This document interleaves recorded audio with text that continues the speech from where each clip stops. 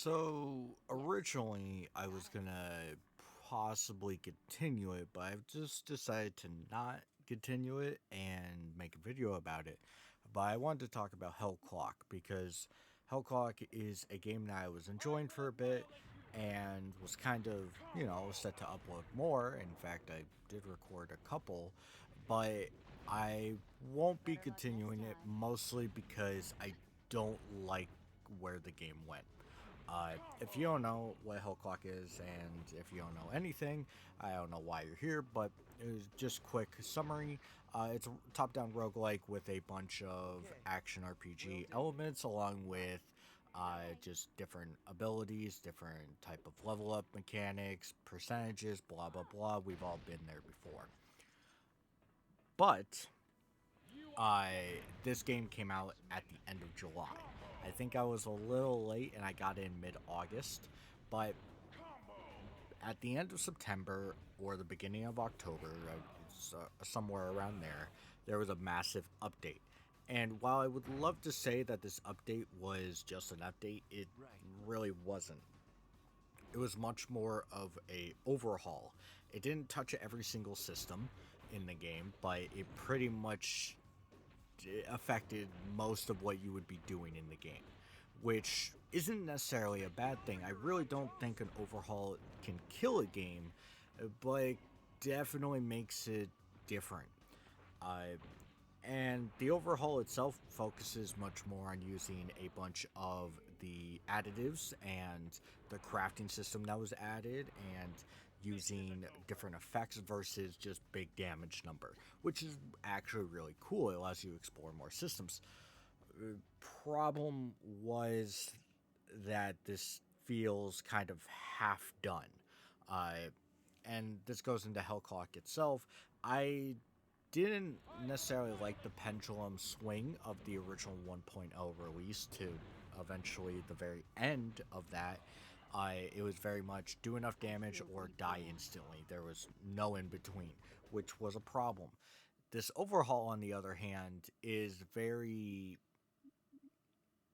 very problematic in almost the same way, except it's just drawn out.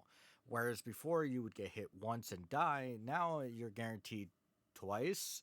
It's very, very lackluster. The ability to build a defensive power base is almost non existent. Lifesteal has been changed drastically, which was fine, but then you change how conviction worked twice, and you change how some of the damages work, and it really felt like you Yes. just didn't like how the game was being broken.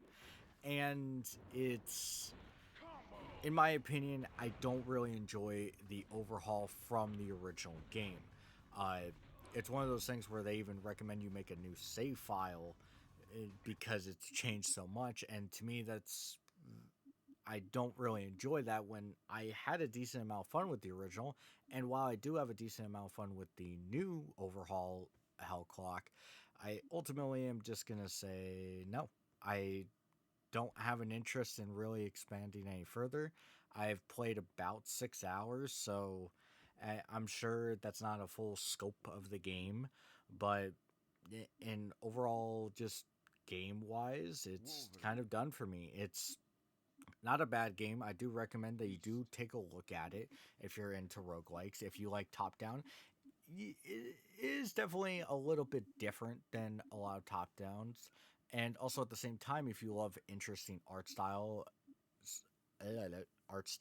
plural, it does have a very, very cool aesthetic. I personally think that this game suffers from